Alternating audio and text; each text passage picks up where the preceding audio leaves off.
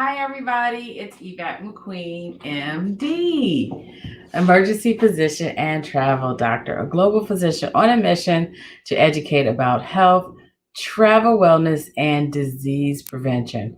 So I'm here in my kitchen, and it's day 25 of Diabetes Awareness Month. And I've always wanted to do something in the kitchen. So this is kind of cool. My camera though is kind of off tilted and I've got it set right, so I'm not gonna mess with it. So you may be looking at me a little bit angled. That's okay. All right. So the information is still the same. So Diabetes Awareness Month, and it's day 25, is actually the day before Thanksgiving in November 2020. So if you're looking at this in another year. I'm coming to you because the last couple of days we have been talking about foods diabetics should eat, foods diabetics should avoid, things like that, portion control. So we know Thanksgiving is coming up. So I'm just going to warn everybody right now. Tomorrow's Thanksgiving, whether you're having dinner by yourself or with a small family, or hopefully you're not with a large group because of that thing that's going on out there. Um, do not overeat. This is something we see in the emergency department all the time for holidays. People overeat, overindulge on holidays, and they end up in our emergency department in the evenings being hyperglycemia, diabetic coma, hypertension for too much salt, foods that you just shouldn't eat or overindulge. So it's all about portion control. Remember, spoonful. Make sure all the food has real estate on the plate. And when I say that, let me grab a plate. I say that meaning, okay, say if this is a plate, that food should be touching that bottom of the plate, not piled up on each other. So, and if you want to go back after you've completed your meal, then go back. But make sure food is touching every part of the plate. Do not pile food on top of each other. That helps you. And when you eat and you have eating what's on your plate, wait 20 minutes because your stomach needs time to catch up with your brain. Okay, so your brain is saying I'm still hungry, but your stomach is saying no, I'm not, but it hasn't sent the signal to the brain yet. Wait 20 minutes and then go back for seconds if you want to. So the reason I'm coming from the kitchen because I want to talk. I am cooking up something for me, and I'm doing portion control. This is a little bit different because I'm cooking for one. So this is, if you need to cut your portions, that's fine. But you want to consider things if you're a diabetic, using alternative. And this isn't just good for diabetics, it's good for like heart disease, hypertension.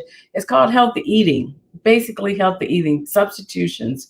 So I'm actually cooking up my grandmother's this is it used to be in handwriting.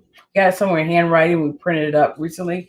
Her dressing, and try to use fresh foods. Like I have to add celery, and if you don't want to chop celery, you can actually buy it chopped yourself.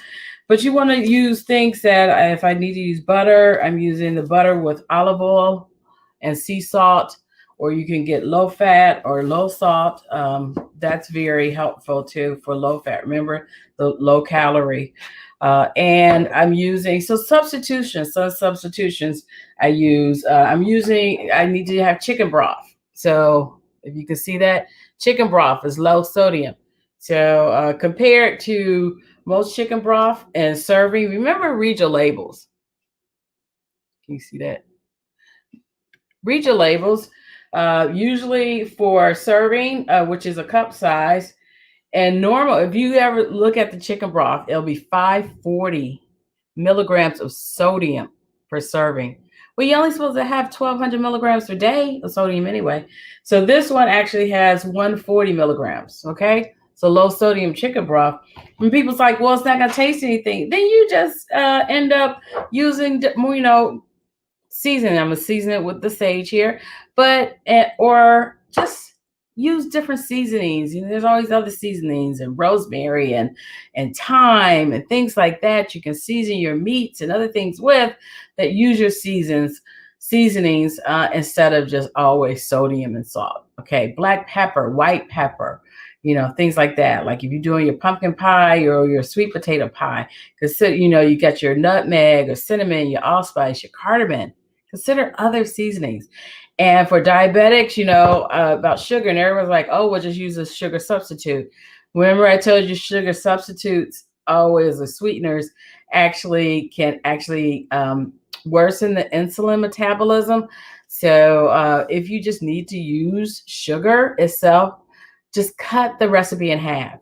I like apple pie. That's my favorite, is apple pie. So sometimes I do get the apple pie with no sugar, or I'll just cut the recipe in half, or use something like applesauce. Okay, applesauce as a filling.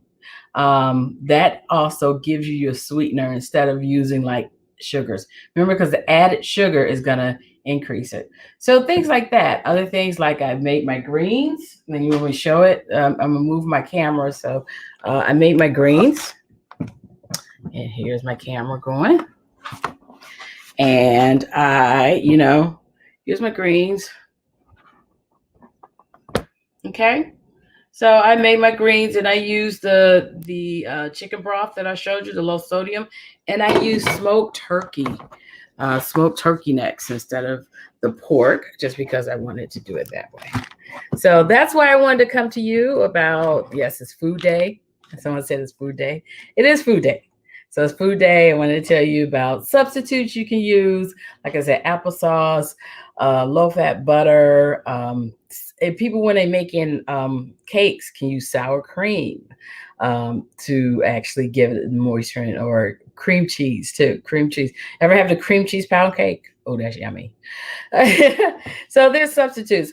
And if you are eating tomorrow, make sure that all food has real estate on that plate, is touching that plate. Wait 20 minutes before you go back for seconds, and try not to overindulge, because it's all about portion control. But we'll review that again tomorrow. So I hope you have a great Thanksgiving. And great Thanksgiving. Just started off. Those that's out there cooking today, cook healthy, cook safe.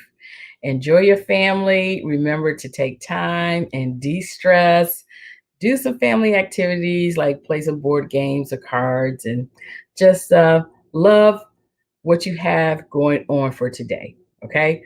So my name is Yvette McQueen, MD. I can be found on all social media, Yvette McQueen, MD. And all social media, Yvette McQueen, MD. And my website is Yvette M. McQueen. I'm having trouble with my name today. My website is YvetteMcQueenMD.com. So you can come there for my services and any consult. And this is kind of fun doing it on the spot. I might have to do a little cooking with you and talk more about the substitutions and things. So stay safe, stay well, ciao, and peace for now.